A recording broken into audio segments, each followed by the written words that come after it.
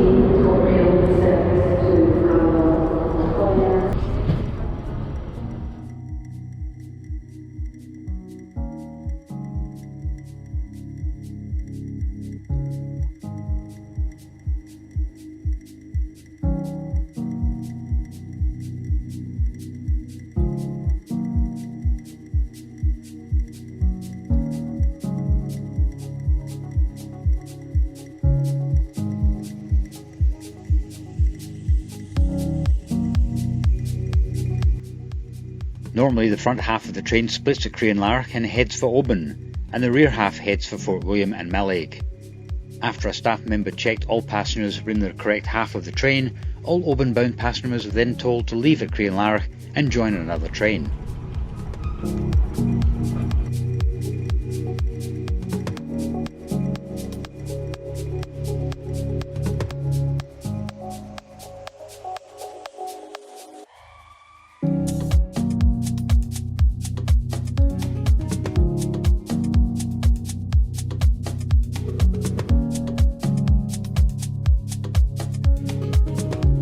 This is an empty southbound alumina train.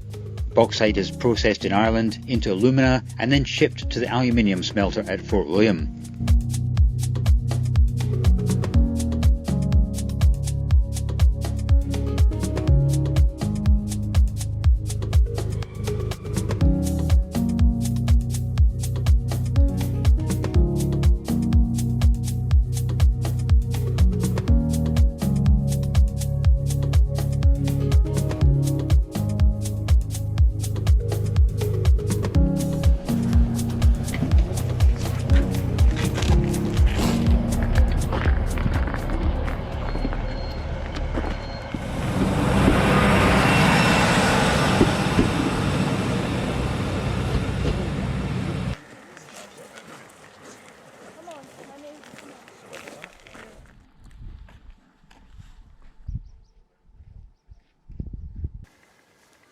This might be the most remote station in the UK, but it's certainly not the quietest.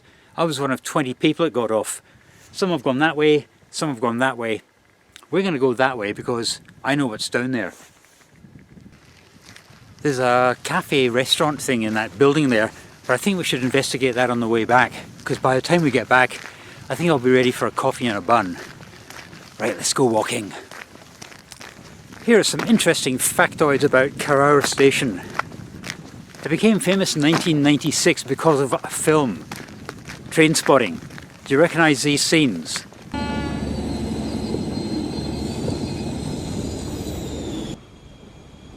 Are you serious? This is not natural, man. It's a great outdoors! Yep, that's the one. Since then it's appeared on a number of TV programmes as well, but it was really Trainspotting that put it on the map, really. It is the most remote station in the UK, but bizarrely, it's still serviced by the Caledonian Sleeper. There's not a lot of places to actually sleep around here once you get off the train. There is actually the signal box, which we'll have a look at later on. That's got 3 bedrooms in it, and once upon a time you could book it through Airbnb. But I was checking last night, and it's not for sale anymore, or it's not for rent anymore. We're on the West Highland Line, but there is no public road to that station. This track here is actually part of the estate, and it's a private road. This is also the highest mainline station in the UK at 1,340 feet or 408 metres. And we've got a beautiful blue sky today, and I'll tell you what, it's bitter. Oh, it's cold here. I can't imagine what this must be like in the middle of winter. But anyway, we've got some very picturesque scenery straight ahead. I had to put my hat on because it is just a bit chilly. I was checking the weather report last night and it was predicting temperatures of about 4 degrees Celsius. Beautiful blue sky, as you can see. Typical Scottish spring day. But with the wind chill factor, it's maybe about 1 degree Celsius, so it is on the chilly side. Now, I love British Ordnance Survey maps. There's so much stuff on it. For example, on the map here, just up here, there's a thing called Peter's Rock. A. Who is Peter? B. Why is there a rock named after him? Let's go and find out.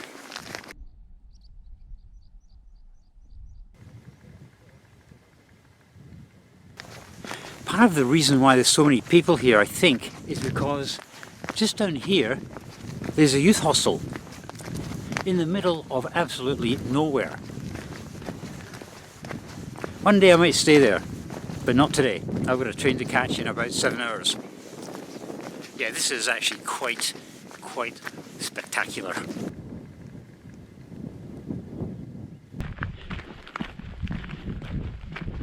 That youth hostel is in an amazing place. I'm going to look into that on the way back. In the meantime, there is a little track here which takes us to Peter's Rock.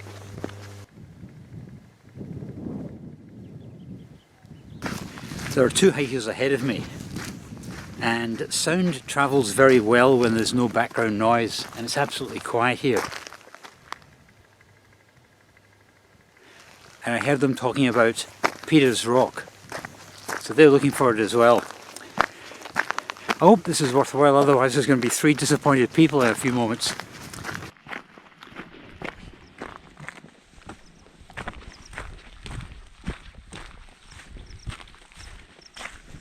Whoa. Is that human?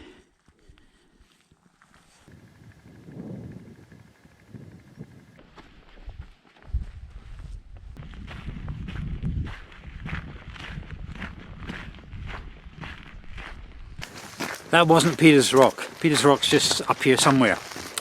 I'm really hoping there's like an information board of some sort to explain why it's named after Peter and why he left his rock there.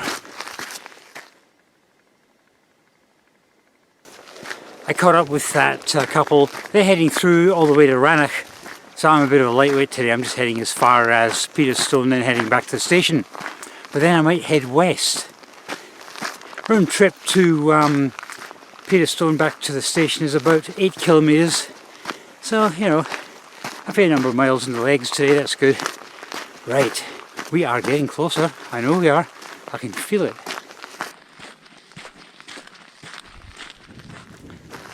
And there we have it, Peter's Rock. Thank you, Ordnance Survey. And there's an information plaque on it.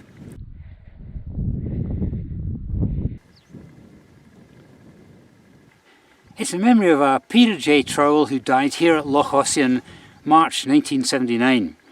I have a friend, a song and a glass, gaily along life's road I pass, joyous and free, out of doors for me, over the hills and in the morning. Yeah. And they couldn't have picked a better place for a memorial stone. What a view.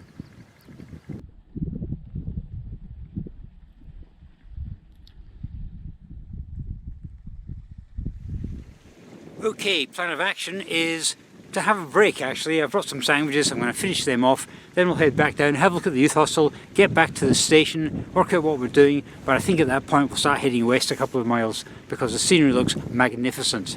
Right, bon appetit, I'll see you soon.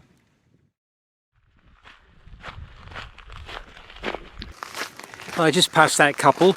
They seem to be walking very slowly, so I'm not sure how far Rannoch is. I hope it's not too far because they're not going at a very good pace. Although they did point out that's Ben Nevis, a snow-capped Ben Nevis straight ahead.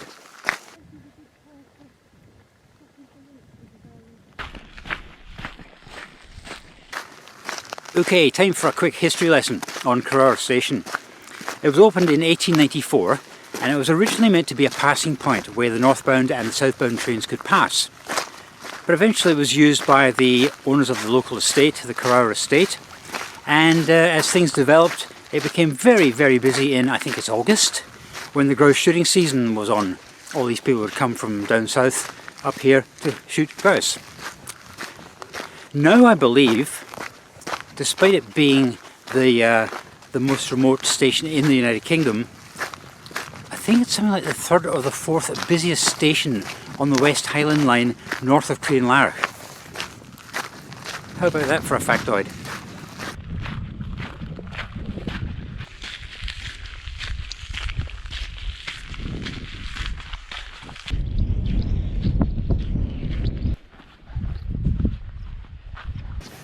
Okay, let's take a quick look at the youth hostel and then we'll head for the station. This would be such a beautiful location to spend a summer afternoon. Absolutely stunning here. For someone who lives in a town centre close to Glasgow Airport and close to some busy roads, this silence is absolutely deafening.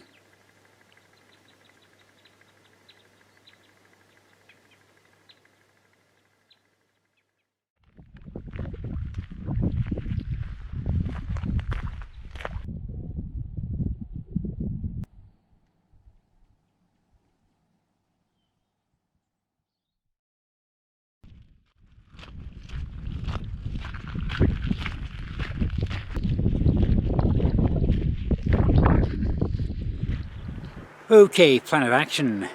I want to be around at 15:24 because that's when the northbound train's due to pass through the station. I just want to try and video that. That means I've got 2 hours to kill. I can head an hour that way and an hour back, take the video, then head into the shop. Now that sounds like a plan, doesn't it? Yeah. In the meantime, here's this cool signal box which is actually was rented out but not anymore as far as I can see.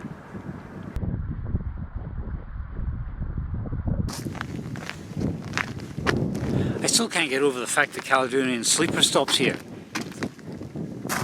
I guess first thing in the morning is a good time to do some rambling and then you catch the train back at night or back to Glasgow or Edinburgh, something like that. It just seems quite a random place for such a long distance train to stop.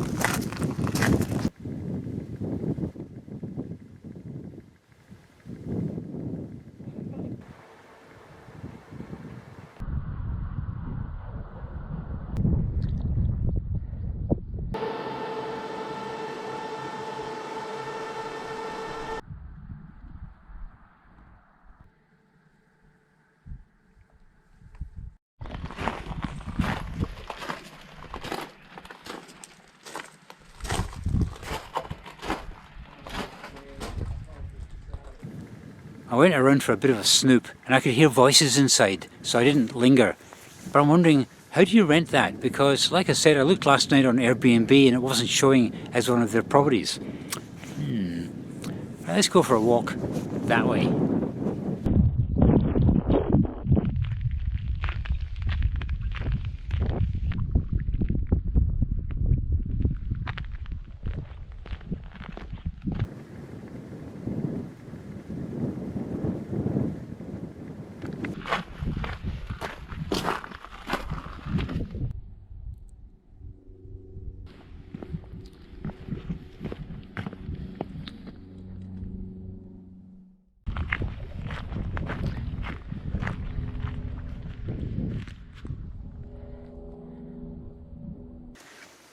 "15 miles, 20 miles, nah, it's a bit late in the afternoon for that kind of mileage.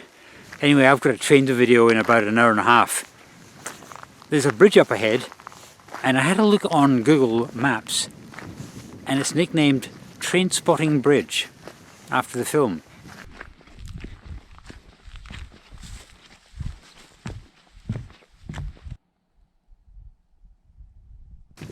I've only ever seen Trainspotting twice. Once when it came out, and one about 3 weeks ago when I started researching for this video. Right. This path isn't in very good shape. Do you know what the funny thing is about this track? It doesn't actually go anywhere. according to my Ordnance Survey map, it just kind of goes for about a mile and then comes to a complete stop. But someone's going to have a lot of trouble. There are these wooden bridges built over every single little stream, but it just seems to stop kind of up here somewhere, according to the map.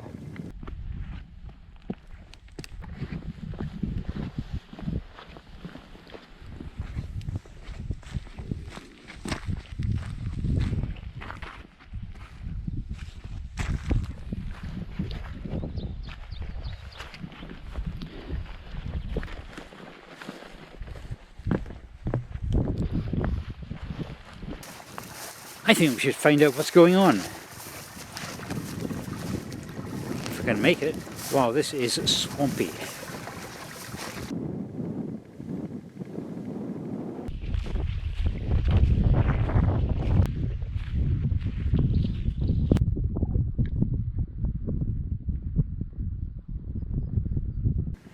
Well guys, according to my Ordnance Survey map, this track should end about here. And guess what?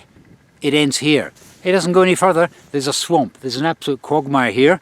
No idea where it was supposed to lead to, but someone's gone to a lot of trouble to maintain this track. I can't work out why. In fact, when I was down at the station before filming, there was a guy with a backpack and I saw him heading over the Trainspotting bridge. I don't know where he's gone because there are no other paths. Nothing on the Ordnance Survey map to indicate there's another track somewhere. He's just disappeared. Never walk alone on the moors. Right, we've only got one direction to go then. Back to the station. There's Corrour station. There's our track where it comes to an abrupt end. And there's nothing else. I wonder where that man went.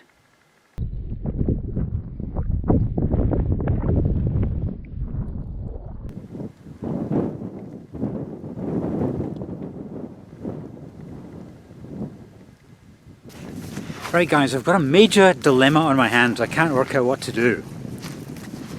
The northbound train arrives in 1 hour and I really would like to film it. But I'd also like to have a cup of coffee to warm up and maybe have something to eat.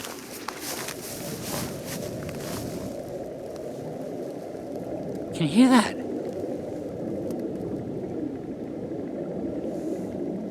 What's that? It's probably an RAF jet on a training run, but boy, the sound travels so well when it's quiet. Yeah, my dilemma. In 1 hour we have the train, which I'd really like to video for you guys. I then have a 2-hour wait for the southbound train back to Glasgow. That is a train I must be on, otherwise I will be sleeping in the signal box tonight. But the dilemma is, should I have a coffee and something to eat before the train arrives northbound? Which gives me, well, it's just going to be just about 55 minutes, or should I wait until the train passes, giving myself 2 hours to relax, to unwind, and to savour the moment with my coffee and my cream bun or whatever I'm going to have. What shall I do? What would you do? Really could murder a coffee, I really could. Whoa. Right, executive decision has been made. I'm going to have the coffee beforehand because, let's face it, I don't have to go very far to get into position to film this train. I can be there in about 1 minute flat. So, coffee, a bite to eat, and then once the train leaves, I've still got 2 hours, and I might go for a wander up that ridge there. Can you see it? I might go for a wander up there, see what the view's like. Right, there's a coffee in there, and it's got my name on it.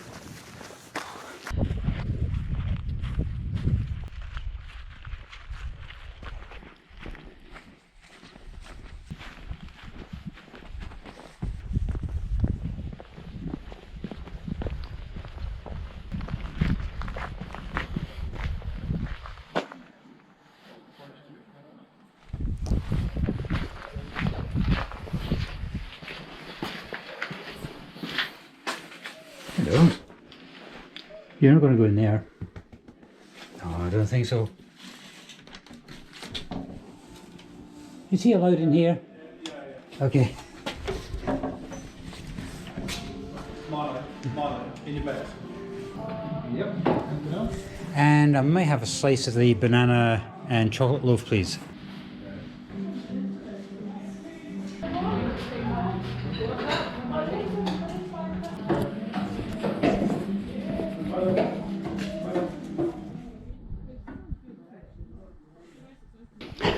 up to?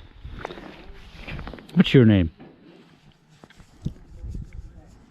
I know why you're here. Because of that.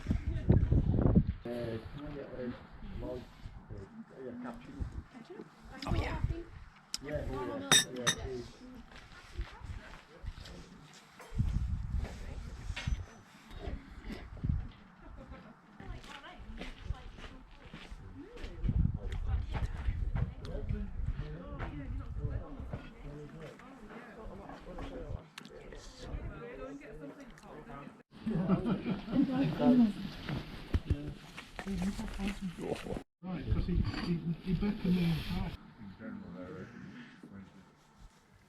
That coffee and the chocolate and banana cake hit the spot. In fact, they hit a spot beyond hitting the spot, a spot I didn't realise needed hitting. It was excellent. As soon as I went into the restaurant, the man asked me, are you on the Caledonian Sleeper tonight? And I said, no. Why, is there a problem? And he says, well, yeah, kind of. There's a few passengers boarding tonight, or hoping to board tonight. They haven't left contact details, and he's trying to track them down. He wouldn't tell me what the problem was. After my coffee, I went to the toilet, came out, and I asked one of the girls, what's the problem with the Caledonian Sleeper tonight? And she wouldn't kind of let on. She claimed she didn't know, but I think they do. Although she did say last night's service was actually cancelled. So I asked, well, what happens here in Corrour if you're on the Caledonian Sleeper and the train's cancelled? Where do you stay? Does everyone have to sleep in the signal box? And she said, yeah, it's happened before, yeah. So that led on to the question, how do you book the signal box? Because it's not on Airbnb. And she said, no, you have to go to the Corrour Station House website. Availability, prices there. So there you go. Okay, I'm now going to get into position. The train is on time, and I hope it's worthwhile to get this shot of the train passing through the UK's most remote railway station. Someone once said, if you want to get lots of thumbs up, lots of likes on YouTube, always include dogs. So I'm trying to get as many shots of dogs as I can. Please give me a thumbs up. Right, just to give you an idea of how remote this area is, I'm going to do a 360 panoramic shot. Are you ready for this?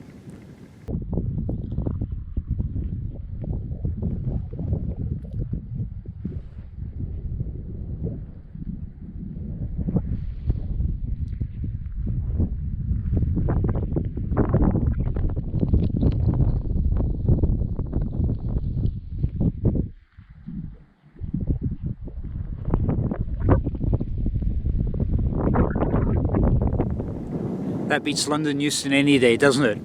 Okay, let's get in position. The train's due in about 5 minutes.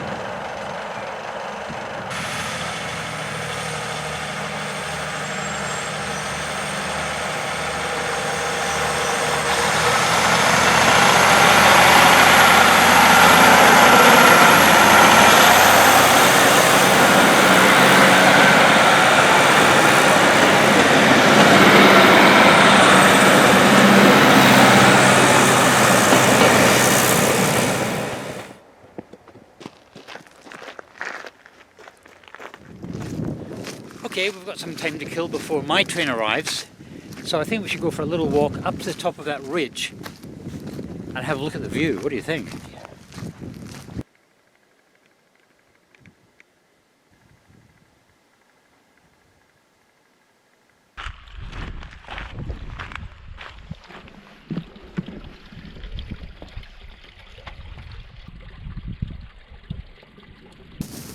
I'm not completely sure I'm on the right track here.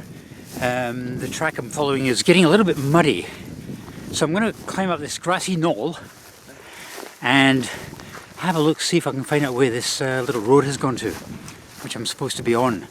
So I'm pretty sure I'm not on it. Well, the track comes along here, abruptly stops. This is all a bit swampy, and then as you look up onto that ridge, there is the faintest hint of a track going up there.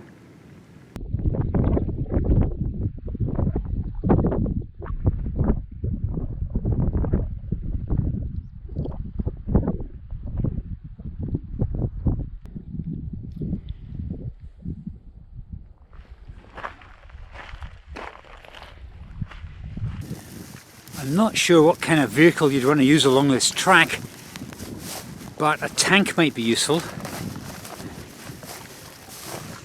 Yes. Could you even negotiate this with a 4x4?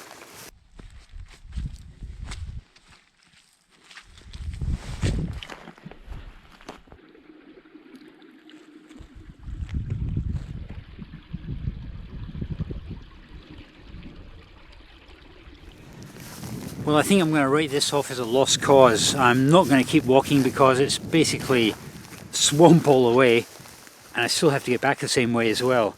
So I think we will call it quits while I'm ahead and while I'm dry. Right, so walk number 3, not so successful.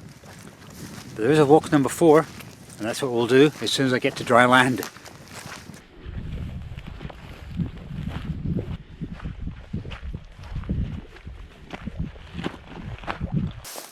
Okay, I'm back at the junction again. I chose to go along the vehicle track because usually a vehicle track is in better condition than a foot track.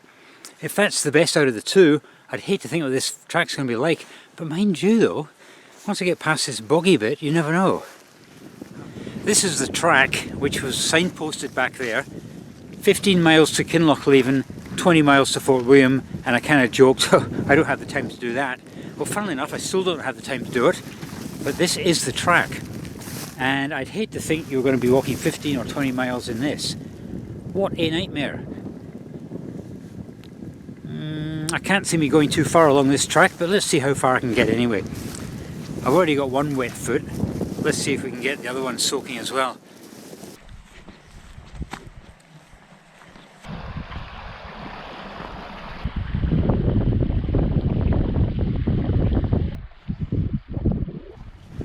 Yep, time to go back. When four-wheel drive vehicles need planks of wood to drive on, you know things are getting serious. Amazing scenery though, really beautiful here. So let's do a quick recap of the walks here. Peter's Rock, walk number 1, success. Walk number 2, the track to nowhere. Yes, I confirmed it went nowhere, that was a success. Number 3, the track up to the ridge, that was an epic fail. And the track to Kinlochleven, number 4, epic fail.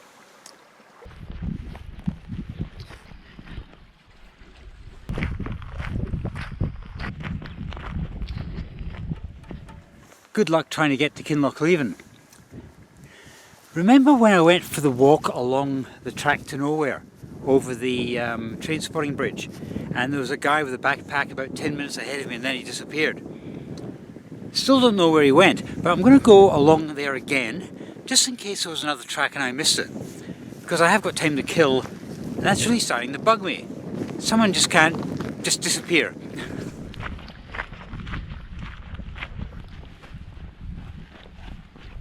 Well, there's the track to nowhere, which goes kind of nowhere. From here I can see this, which looks like a kind of a track. There's absolutely no way I'm going to try and get across that. And what looks like a vehicular track up there. I wonder if this is the way he went. Well, if he did go up that way, he's on his own because it's an absolute quagmire. Maybe he did some dead reckoning, he just wanted to go straight line up there and walk through the tussocky grass, which you can do, I guess, as long as you've got the right type of footwear. I did that once. Many years ago I was walking along this ridge and I thought, well, I'm following a ridge, it won't be too swampy because after all water flows downhill. So of course it was an absolute swamp at the top of this hill. I don't know how that happened, and I thought, right, I can't go any further, I'm just going to go do some dead reckoning down to that car park about 3 miles away. Little did I know that back in the days they actually dug drainage ditches, and that was to try and drain some of the water out of the hills, so maybe they could get to the peat, who knows. Naturally I found one of those ditches and I ended up to, well, somewhere between my knees and my waist in the stagnant, stinking water. I've never done that again. I wouldn't recommend it.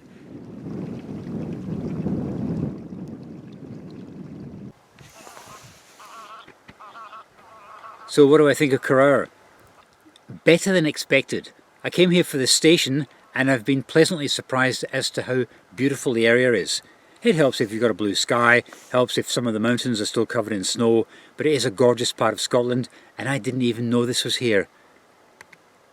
It makes an ideal day trip from Glasgow or Edinburgh or even Fort William based on a number of people catching this afternoon's northbound train. You could always stay here overnight at the signal box. Anyway guys, thanks very much for coming along on this little discovery tour of mine, and I'll see you next time.